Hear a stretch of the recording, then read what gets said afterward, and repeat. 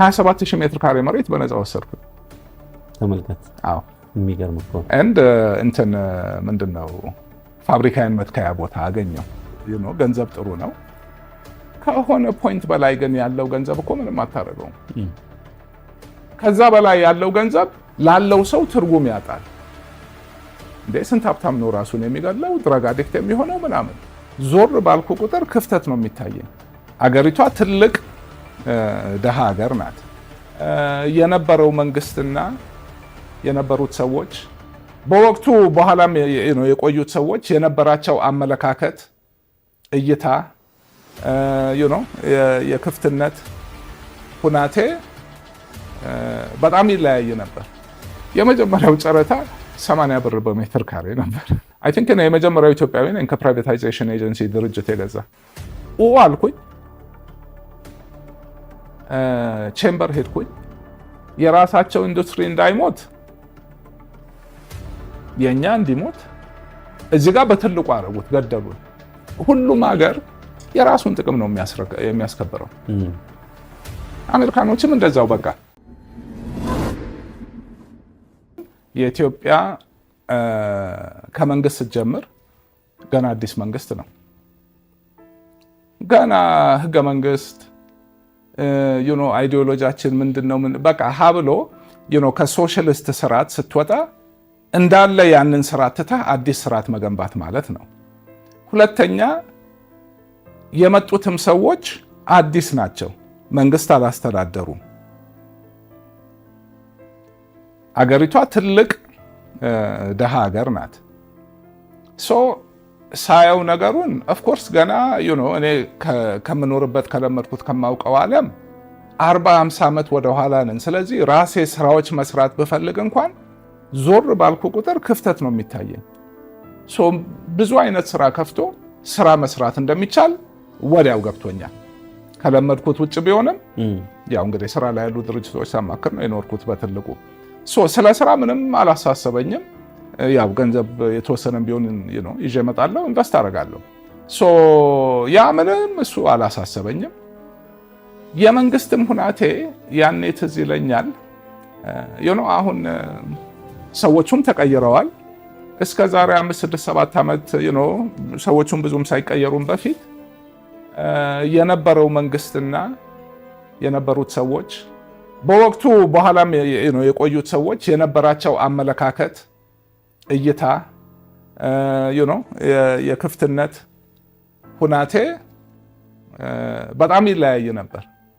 እኔ ትዝ ይለኛል እንደውም ያኔ ሌላው ነገር እንዳለ ሆኖ ብዙ ጊዜ ውይይቶች ይደረጉ ነበር። የኢኮኖሚ ፖሊሲያችን ምን ሊሆን ይገባዋል? 3-4 ተቀይሯል እና በሰፊ መድረኮች ይዘጋጃሉ። ጠቅላይ ሚኒስትሩ ይመጣሉ፣ ባለሙያዎቹ ምኖችና ወረቀት ይቀርባል፣ ምናምን ንግግር አለ። ኦኬ በኋላ ተግባር ላይ ይውላል አይውልም ሌላ ጥያቄ ነው። እና ሁሉ ነገር ክፍት ነበር። ፖለቲካ ፓርቲዎች ነበሩ፣ ከውጭ ሀገር እየመጡ ፖለቲካ ፓርቲ ልክ አዲስ ሊከፈት ያለ በአንድ በኩል ስታየው ኋላ ቀር ከጨለማ ዘመን የሚወጣ ደሃ አዋራ ምናምን እንዲሁ ፊዚካል ነገሩን በወቅቱ ያለውን ነገር ስታየው ምን ጨንቆኝ የሚል ስዕል ሊመጣ ይችላል። የእይታ ጉዳይ ነው። ያ ደግሞ እንግዲህ አሁን ከዚህ ተነስተን የት መሄድ እንችላለን? ብርሃን አለ፣ ወደ ጥሩ አቅጣጫ የሚሄድ ነገር አለ። ንግግሩም ውይይቱም ሁሉም የመንግስትም ሁናቴ ያን ይመስል ነበር። በቃ ቬሪ ኢንትረስቲንግ አዲስ አድቨንቸር ከስሩ መግባት ማለት ነው። ያ ማለት የሆነ ሪስክ እንዳለው ምን እንደሆነ ባይገባኝም የትም ቦታ ምንም ዝም ብሎ መንቀሳቀስም ሪስክ አለው። ትልቅ ቻሌንጅም ሊሆን ይችላል። ግን እንደውም ቻሌንጅ ሊሆን አይችልም። ለምን ስንት ከዚህ አልፎ የሄደ ነገር አንተ አሁን ወደኋላ 50 ዓመት ሄደህ ኢትዮጵያ እስቲ መኖር ትችላለህ ወይ ብትባል ያን ሁሉ እውቀት ይዘህ እንዴት ነው የማትኖረው? ይህን ሁሉ ታውቀዋለህ። እንደዛ ነው ያየሁት። ምን የሚያስፈራ ነገር አለ? የሚገነባ ነገር አለ። ትልቁ ነገር ግን ዋናው ነገር እንዳልኩ ስሜቱ በቃ እዚህ ቤቴ መሰለኝ። ስለዚህ በቃ እኔ ደግሞ ዋና የሚነዳኝ እሱ ነው። ሁሌም ቢሆን ማድረግ የምፈልገውን ነገር አደርጋለሁ። ያንን ለማድረግ ከኔ የሚጠበቀውን ግዴታም መስዋዕትነትም ምንም whatever እቀበላለሁ፣ ቀድሜ ያደርገዋለሁ ሳልገደድ። በዛ መልኩ ነው ያየሁት እና ሜቢ በህይወቴ ካረኳቸው ጥሩ ውሳኔዎች አንዱ እሱ ነው። ምንም የሚቆጨኝ የለም። በሌላው ሰው እይታ ወዛ እኮ በሰላም መኖር እችል ነበር። ለእኔ ደግሞ የህይወት ጣዕም አይሰጠኝም፣ ትርጉም የለው። ትንሽ ካልተተራመሰ ትግል ካልኖረ የሆነ እኮ በቃ ፍጥረታችንም ነው። ሰው እኮ በተፈጥሮ አዳኝ ነው። ገብቶሃል? እና ይሄ እንትን ያለ ኑሮ በፍጹም በቃ አሜሪካን ሀገርን ጥዬ የመጣሁት በቃ እንደዛ ሆነብኝ። ኑሮ ጣዕም የለውም። እንትን ሁሉ ነገር ሳይኖር ሁሉ ሰው ኦፍ ኮርስ ገንዘብ ጥሩ ነው። ከሆነ ፖይንት በላይ ግን ያለው ገንዘብ እኮ ምንም አታደርገውም። ከዛ በላይ ያለው ገንዘብ ላለው ሰው ትርጉም ያጣል። እንዴ ስንት ሀብታም ነው ራሱን የሚገለው ድራግ አዲክት የሚሆነው ምናምን ኑሮ ትርጉም እያጣበት የሌለው የኑሮ ትርጉም ይሄ ይመስለዋል። ያገኘው ያየው ደግሞ በፍጹም ከዚህ ጋር ብዙ የሚመኘው ነገር አለ። እንዳልኩ እሱም የሚገርም ፍልስፍና ነው። በጣም ደስ የሚል ነው። መጀመሪያ ወደ ምን ኢንቨስትመንት ገባህ ታዲያ? መጀመሪያ ስትገባ መጀመሪያ አክቹሊ የገዛሁት ሳላየው ነው የገዛሁት። እንዴት ነው ሳላየው ማለት? አንድ ተራማጅ ዘይት ፋብሪካ የሚባል ፋብሪካ ነበር በደርግ ጊዜ። ያው ትልቁ ኢትዮጵያ ውስጥ ዘይት ፋብሪካ እሱ ነበር መሰለኝ። ተራማጅ ነበር የሚባለው ስሙ? ተራማጅ ነበር። አዎ። እሺ። አብዮታዊ ስም ነው ያለው አይደል? አብዮታዊ እንደነገሩኝ ደግሞ በኋላ ምንም ያየሁት ነገር አለ። ኃይለኛ ሰራተኛ ማህበር ያለው በቀን 500 ኩንታል ቅባት እህል ይፈጫል። በበርሜል በርካቶ በሳይሎ ምናምን ነው የሚሸጠው። ግን ዋናው ስመላለስ ጥናቶች ሳረግ ወደ ኢትዮጵያ ስመጣ ምን ኢንቨስት ላርግ ስል እዚህ ፕሮፌሽናል ኮንሰልተንት ነበረ ጥናት የሚያደርግልኝ። ብዙ ነገሮች አየንና ቤቨሬጅ ሴክተር ኢትዮጵያ ፖፑሌሽን እንዲህ ነው እያደገ ይሄዳል።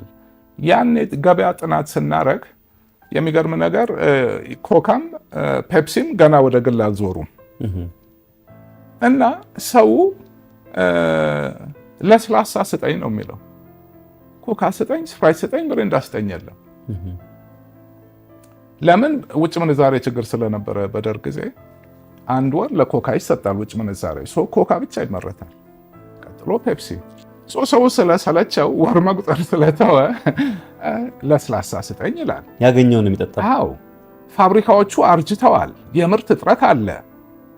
ትልቁ የኮካና የፔፕሲ ሀብታቸው ስማቸው ነው።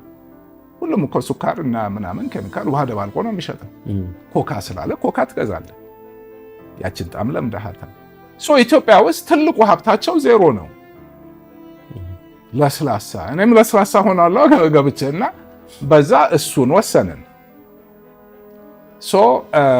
ለስላሳ መጠጥ ማሽን አስገዛው። እዛ ቦታ ያስፈልጋል። ያኔ የግል መሬት፣ እኔ ደግሞ ሰፊ ቦታ ቢያንስ 10,000 ሜትር ካሬ መሬት ፈልጋለሁ ለፋብሪካው። በዛ ደረጃ ግለሰብ ያለው የለም፣ ደርግ ወርሶ ጨርሷል። ከመንግስት ነው መውሰድ የምትችለው። እኔ ይህን ውሳኔ ሳረግ ገና የመጀመሪያው ሊዝ ጨረታ ኢትዮጵያ ውስጥ ማለት ገና ሙቭ አላረኩም። ይሄ መተን አይተን ሙቭ አረጋለሁ ብዬ አስቤያለሁ። መሬት ጨረታ ይወጣል። ወደ 30 መሬቶች ናቸው የወጡት። ብዙዎቹ ትናንሾች ናቸው። 2 መሬቶች ነበሩ በ10,000 ሜትር ካሬ። እነሱ ላይ ጨረታ ገባን። የተጫረተው ሰው መዓት፣ የተሰጠው ዋጋ የሌለ ዋጋ ነበር። ኦኬ ልንገርህ እንግዲያውስ የመጀመሪያው ጨረታ 80 ብር በሜትር ካሬ ነበር በዛን ጊዜ። ያ ብር ደግሞ እኮ ያኔ 6 ብር ነው ለዶላር። ሁለተኛው ጨረታ ላይ 340 ገባ። 2 ወር አልሞላውም። ሶስተኛው ጨረታ ላይ 700-800 ገባ። እንግዲህ ኦፍ ኮርስ የኔ ሂደት ብዙ ነገር ያሳያል ስለቆየሁበት። የአዲስ አበባ መሬት ዋጋ እንዴት ነው እዚህ ተሰቅሎ ቁጭ ያለው? በ6 ወር ውስጥ የት እንደሄደ አሳየው። ችግሩ ምን ነበር? እንደኔ ሌላም ሰው ይመጣል፣ ፕሮጀክት አለው፣ መሬት ይፈልጋል። ያለፈውን ጨረታ ታያለህ። ለዛች ለ10,000 ሜትር ካሬ ሁለት ለወጡት መሬቶች 30 ምናምን ተጫራች ነበር። ሁለት ሰው አገኘ። የሚቀጥለው ላይ አሁንም 30 ምናምን አለ። ቦታውን ማግኘት ከፈለገ ፕሮጀክቱን ማዘግየት ካልፈለገ ዋጋ መስቀል አለበት። መሬት አልጠፋ ባገሩ ቁጥ ይወጣል። ሰፕላይ ዲማንድ ነው ሲል አዶ ነው ስንት ሺህ ብር ገባ። ፕሮጀክቱ ዘግይቷል። ከዛ እነዚህ ፕራይቬታይዝ የሚደረጉ አይ ቲንክ ነው የመጀመሪያው ኢትዮጵያዊ ነኝ ከፕራይቬታይዜሽን ኤጀንሲ ድርጅት የገዛ የመጀመሪያው ይመስለኛል። ቼክ ማድረግ ትችላለህ። እሺ ይመስለኛል። ተራማጅ ዘይት ፋብሪካ 27000 ሜትር ካሬ መሬት አለው መሀል ከተማ። 27000 የት አካባቢ ነው? ብሔረ ጽጌ። የሚገርም 27000 ሜትር ካሬ ፋብሪካው ከአንዴም ሁለቴ ጨረታ ወጥቶ ገዢ አላገኘም።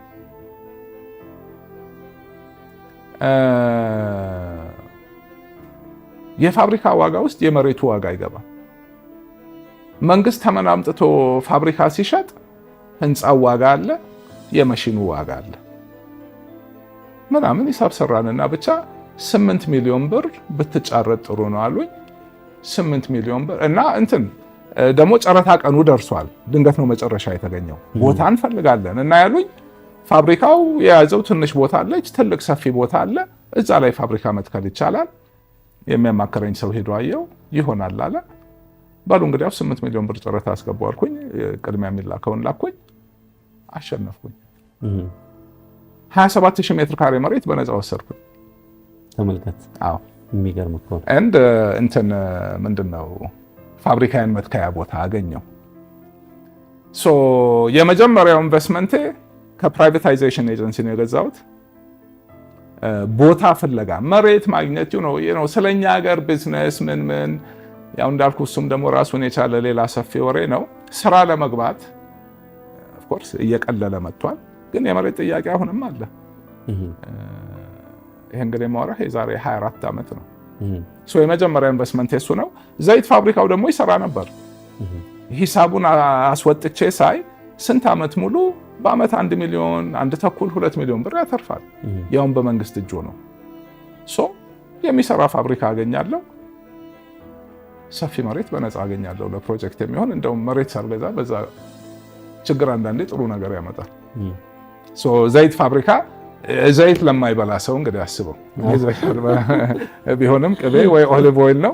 ሶ የመጀመሪያው ኢንቨስትመንት ኢትዮጵያ ውስጥ የአጋጣሚ መሬት ፍለጋ ዘይት ፋብሪካ ገዛው።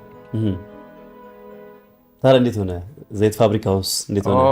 ኦኬ ሶ ዘይት ፋብሪካውን ገዝቼው ተገዛ፣ መጣሁ፣ አየሁት፣ እውነትም ጥሩ ነው።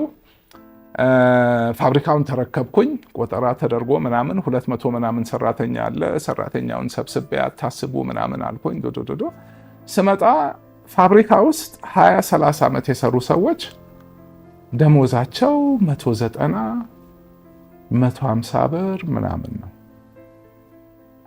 መጀመሪያ ያረኩት ነገር ቁጥሩን አላስታውሰውም፣ ግን አይ ቲንክ 400 ብር በታች ነው ምናምን ደሞዝ የለም ብዬ ዋጋ ደሞዝ ኦልሬዲ አስተካከልኩ። በሱ ወደዱኝ። እኔም ደግሞ እንዲወዱኝም ሳይሆን በቃ በሚል ነው። ስራ ገባን። ስራ ቀጠለ፣ እየሰራ ነበር። ትዝ ይለኛል ፋብሪካውን ተረክቤ 6 ወር ይሆናል አሜሪካን ሀገር ሄዳለሁ ጉዳይ ኖሮኝ። ከመሄዴ በፊት ከፋብሪካው ጋር ስራ አስኪያጅ የነበረው አብሮ የተረከብኩት ከድርጅቱ ጋር አንሽጥ ዘይት አሁን ዋጋው ወርዷል፣ አሁን ትንሽ ቆይቶ አንሽጥ ይለኛል። እሺ ትላልቅ ሳይሎዎች አሉ አንሸጥም ብሎ አጠራቅመን 500,000 ኪሎ ግራም ዘይት ይዘናል ታንከሮቻችን ውስጥ። ከዛ የተረፈውን በቃ በግድ ገበያ መርካቶ እንሸጥ ነበር። ሂጄ 2 ሳምንት ቆይቼ ስመጣ እኔ ሲሄድ በኪሎ 11 ብር ነበር ዘይት። 2 ሳምንት ቆይቼ ስመጣ 6 ብር ነበር። እሱ ይወደዳል አንሽጥ ብሎ እዛ ላይ ራሱ 500,000 ኪሎ ግራም ላይ እዛችሁ ላይ በቃ 4-5 ብር ዱቄት ሆነ። ፕሮዳክሽን ኮስታችን ማምረቻ ኮስታችን 9 ብር ነው። ኪሳራው ነው ማለት ነው። አዎ እንዴት እንዲህ ሊሆን ይችላል በለኝ። ዩኤስኤድ የአሜሪካ እርዳታ ድርጅት የሀገሪቷ ያሉት ዘይት ፋብሪካዎች አንድ ላይ ሆነው በአመት የሚያመርቱትን ምርት 2 እጅ ማለት የ2 ዓመት ምርት ጨረታ ላይ ያወጡ ከአሜሪካን ሀገር በነፃ ይመጣ ብለው። ሌላ ዓላማ ነበረው ማለት ነው? ኖ በኋላማ አጣራው ነገሩን። ኦፍ ኮርስ በርካቶ ላይ የተወሰኑ ሰዎች አሉ ዘይት ገዝተው የሚያከፋፍሉ። ይሄን ነገር አዩት። ማንም ሌላ ሊገዛቸው አይችሉም። ዘይቱ ሀገር ገብቷል። እንደውም ሲነሳ 4 ብር ነበር ያውላቸው። ሁለተኛ ሶስተኛ ጨረታ ሆኖ በ6 ብር ገዟቸው። አገሪቷ ላይ ያለው የዘይቱ ኢንዱስትሪ እንዳለ የታረደው ያኔ ነው። አልኩኝ፣ ቼምበር ሄድኩኝ። በቃ ኢንዱስትሪ ለእርዳታ የመጣ ድርጅት መጭመቂያ እኮ ዘይት መጭመቂያ በየመንደሩ ነበረ። አሁን ዘይት ለእርዳታ ነው የመጣው ዘይቱ። አዎ ዩኤስኤድ ቅቤም ያመጣል ዘይትም ያመጣና ይሸጣል። ብዙ ጊዜ ትንሽ ነው። ያንን ብር ይወስድና መልሶ ለእርዳታ ያውለዋል። ይሄን ዘይትና ቅቤ ከየት ነው የሚያመጣው? የአሜሪካን ሀገር ገበሬዎች የአግሪካልቸር ሴክተሩ ከሚፈለገው በላይ ያመርታል። ፖለቲካ ነው። ገበሬዎቹን ለመጠበቅ መንግስት በሆነ ሚኒመም ፕራይስ ይገዛቸዋል ትርፍ ምርት። ያንን ትርፍ ምርት ምን ያደርገዋል? ቀብሮ አይቀረውም። እርዳታ ብሎ ለእንደኛ አይነት ሀገሮች ይልከዋል። ሲልኩት ግን በነፃ አያድሉትም። የዛ ሀገር ገበያ ላይ ይገቡና በጨረታ ይሸጡትና ያንን ብር እርዳታ አረግም ብለው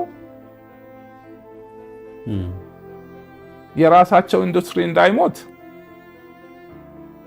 የኛ እንዲሞት እዚህ ጋር በትልቁ አረጉት፣ ገደሉን።